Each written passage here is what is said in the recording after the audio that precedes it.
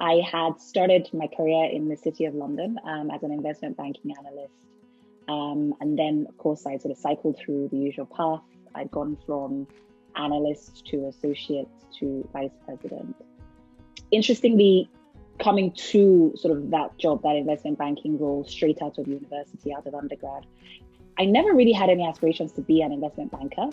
I guess it was opportunity. I went to London School of Economics, and there was a milk round. They were recruiting. All of my friends happened to be recruiting for investment banking roles. I didn't really know what I wanted to do, but I knew that I could do the work. And of course, I knew that it was good compensation, and it was a good platform and a good grounding, I guess, and training for many other things. So I decided to sort of go the investment banking route. And as I say, I did that in London for a few years. And then I'm Nigerian by nationality, by birth. So I moved back to Nigeria after about 8 years in the UK working. And there I started off first in investment banking for a regional bank. And then I moved to a commercial bank, which at the time was one of the largest, still continues to be one of the largest ones on the West African region.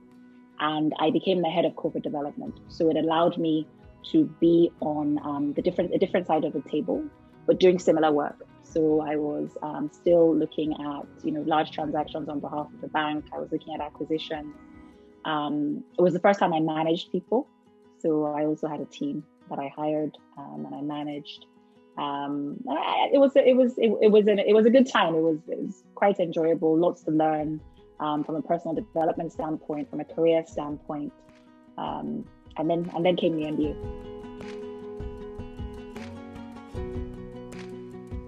So I decided to study for the MBA for a couple of reasons.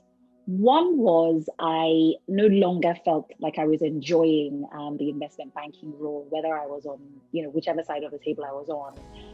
I was, from an impact standpoint, from a personal kind of mission standpoint, I found that I was increasingly less and less interested in the work. I wanted to do work that was more impactful. And I wanted to be closer to, where I guess the sausage was made. I wanted to be closer to the entrepreneurs and to the entrepreneurship and to the business builders, as opposed to, playing predominantly advisory roles, which is what I'd done in my career up until that point. So I wanted a career transition, and I knew that an MBA was a good way to achieve that. The other reason was I wanted a second degree. I wanted a second qualification. I wanted something that also would, a credential that would stand me, apart within sort of an increasingly crowded career marketplace. And I, of course, knew that meant I had to go to a global school. I had to go to a top school. Thirdly, I wanted to be back in London for a while. I wanted a break, and at least from the hustle and bustle of Lagos. So I decided that I was going to get an MBA and I was going to go to London Business School.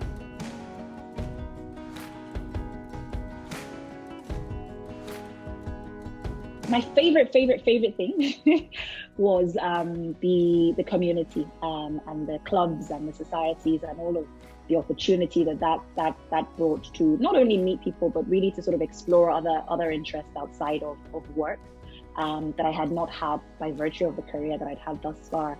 I hadn't really had much time or much opportunity to. I was leadership of a couple of clubs, of the Africa Club.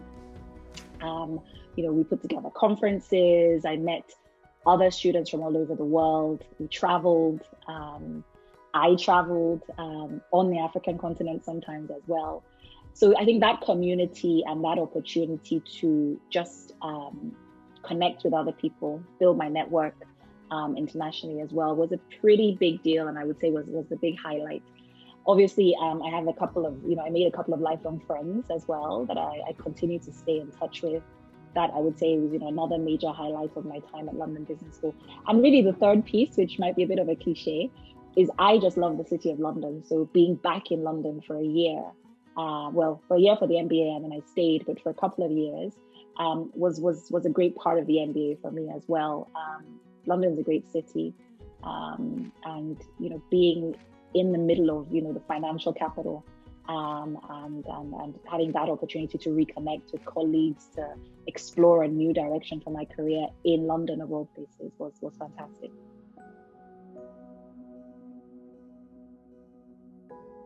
I did the MBA, of course it was a 2-year program, and we had the option to finish it slightly earlier. And so I ended up doing a 15-month program. Very quickly after I started the MBA, I had met through the London Business School Alumni Network. I had been approached by a global private equity firm that wanted to do a bit more work in Africa. I wanted to understand the landscape, wanted to think about whether or not they could deploy capital in Africa, and if so, how. And it was the perfect project for me because it allowed me to do the work that I wanted to do, on a different side of the table, on the buy side. It allowed me to spend more time talking to entrepreneurs. It allowed me to explore a new career. And I would say London Business School definitely, and the MBA definitely, that opportunity wouldn't have arisen without London Business School. Not just because of the learning that happened whilst I was doing the MBA, but of course because of the networks, because of the alumni opportunity that brought that an opportunity like that to my door.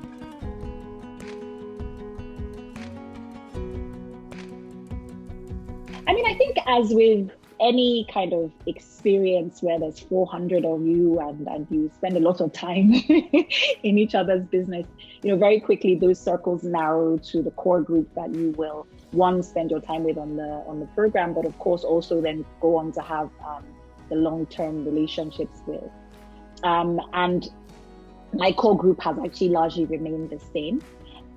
It has been people that I met through some of the clubs and the societies that I already referenced, in particular, or including the Africa Club, including people that were in my stream as well. Quite a few of them I'm still friendly with. And I guess we stay connected in the same way as you would do with anybody who you didn't run an MBA, you didn't do an MBA program with. It's LinkedIn, it's WhatsApp, it's phone calls.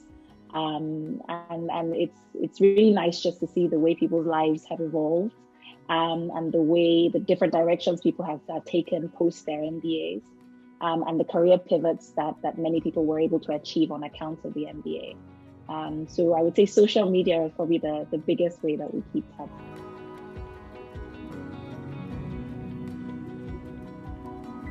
My advice for prospective candidates interested in impact-driven careers is really think about the kind of impact that one wants to make as an individual. I think we use the word impact sometimes as a broad brush, but we don't necessarily think about our own individual impact and the kinds of impact that is fulfilling for us personally. So we think about impact careers, and this is in the impact field, and I want to make an impact, therefore I should be just as happy in that role as I am in the next. For me personally, it took me a while, I would say, probably in the last 4 years, 5 years, to understand the kind of impact that was most fulfilling for me. And I mean that in a very specific way. So I knew that I wanted to, I've known for a while, and I have made that my career for a while, working with entrepreneurs, working with startups, and specifically working with those ecosystems in Africa and in Nigeria, where I'm from.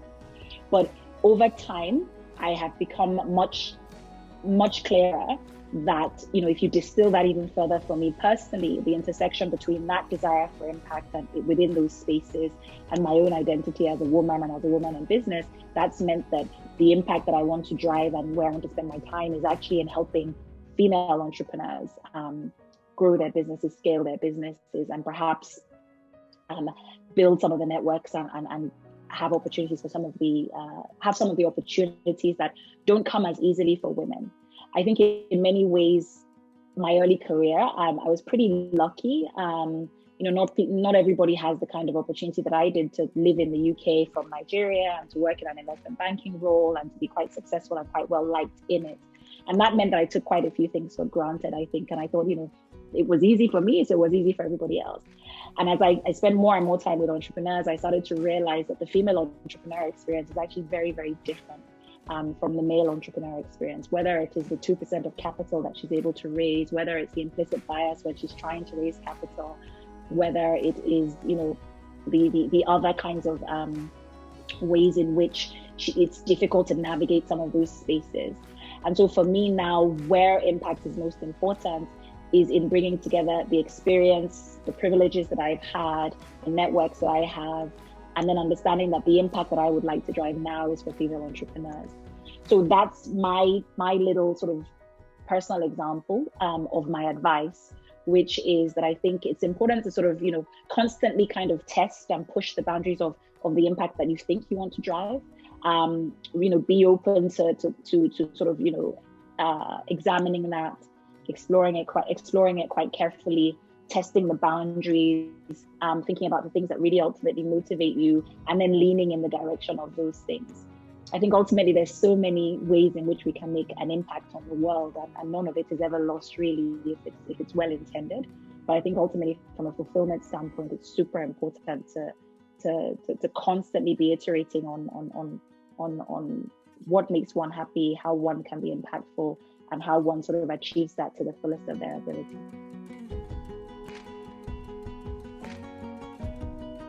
Well, I think business is super important as a force for good. I think I am a capitalist at heart in many ways, and I think by and large, the most important way in which we can drive impact in developing economies, including my own country, Nigeria, is by doing things like creating value through business and encouraging competition to make sure that we get the best value. It's through things like creating jobs, and the way that you create jobs is by scaling businesses and making it easy to do business within one's geography and within one's country. I also think, of course, the scale of the private sector is massive compared to the potential scale of a government or a government budget. And so from that perspective, it's super important that we're able to help economies grow and scale and empower people through their ability to do business for themselves. So I'm a big believer that business is perhaps certainly one of the most important tools that we have to build societies. I do think at the same time, one of the things that increasingly, even as we sort of look at things like the wealth inequalities, for example, that we now see are being exacerbated by rapid kind of business growth in certain parts of the world versus other parts of the world. I do think that modern business does require us to be a little bit, certainly much more conscious than perhaps we might have needed to be in the past around what good business looks like, how we can sort of drive equitable growth, how that growth can be inclusive, how to pull in communities and pull in groups that are perhaps otherwise underrepresented or unrepresented with regards to the kind of value and the kind of good that business potentially can do. So I think business today needs to be a lot more, and increasingly it is, needs to be a lot more conscious, a lot more mindful of the potential harms and inequities that come when business happens unchecked. It raises a whole other conversation around the role of government and what governments should do and how we should sort of protect different communities and how we should help economies to grow more equitably, etc. But overall, I'm a big fan of business as a force for good.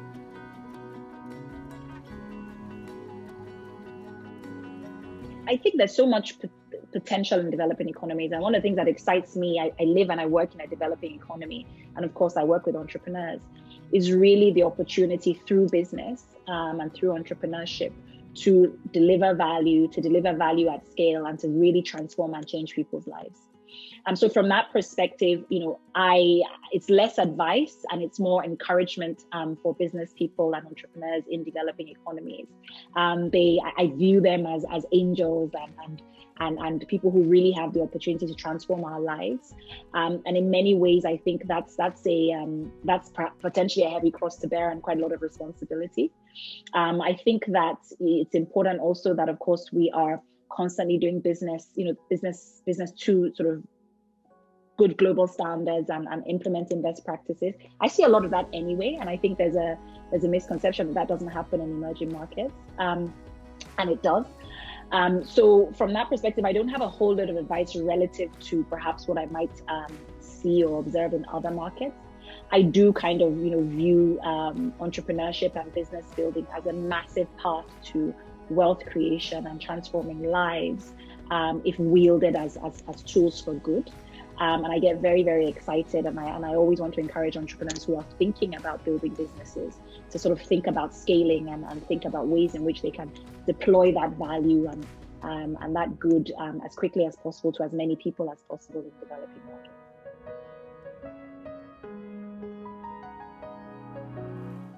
So I believe that the Wheeler Institute is playing a really critical role in helping us understand really ultimately the role of entrepreneurs and entrepreneurship and how the mechanisms through which it works in developing economies. As recently as yesterday or the day before, I was reading a brand new report that the Wheeler Institute had published on financial technology, fintech, and its scale potential and its scale track record in emerging markets, specifically in Africa. And that kind of work is super important. It's very impactful because I've already spoken, and we speak a lot about the impact of entrepreneurship and business and technology to deliver value to the extent that it scales and to distribute perhaps value to parts of our communities that are otherwise locked out. At the same time, the question remains, are these businesses scaling? How do they scale? What are the characteristics of businesses that are successfully scaled? And I think, for example, a report like that is a fantastic piece of work that helps us to understand that a little bit better and perhaps helps us drive that transformation a little bit faster. So I'm a big fan of the work that the Wheeler Institute does, and I'm grateful that they have started with work in my part of the world.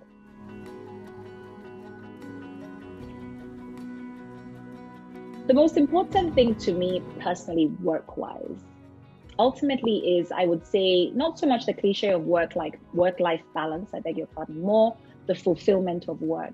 It comes back to the idea of impact, personal ambition, where it sort of coincides with personal impact, and ultimately the kind of impact that one wants to make. And I think ultimately, when those two things collide, those are the experiences that bring us fulfillment.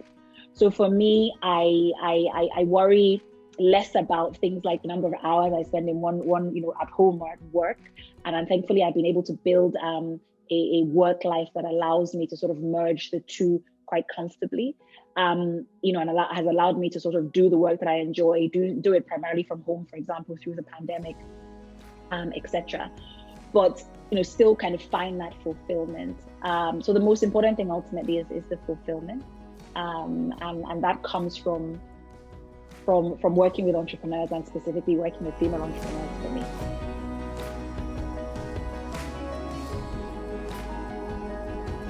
So my biggest goal for the future is to build a business that I've recently started, or a fund that I've recently started called First Check Africa, into the if you call it a female founders fund for Africa. So I'm a big admirer of the work of Annie Dugal and the Female Founders Fund in the US. I think that's really important work. She's just raised her third fund at $57 million, and it's the largest dedicated exclusively female-focused fund in the world. I think Africa needs something similar. I think Africa's female entrepreneurs need early believers, and they need people who will take pre-seed and seed stage risk in their businesses and support them to scale them, and help sort of create female role models, help create a model for female entrepreneurship also on our continent, female technology entrepreneurship. And in many ways, I'm excited and I'm ambitious, and I'm looking forward to a goal of building First Check Africa, which is a vehicle that my co-founder and I have started in the last year or so. I look forward to sort of building that into something that looks and feels a little bit like Female Founders Fund from a mission perspective, and really allows us to make a dent in that $70 billion funding gap that exists for female entrepreneurs in Africa.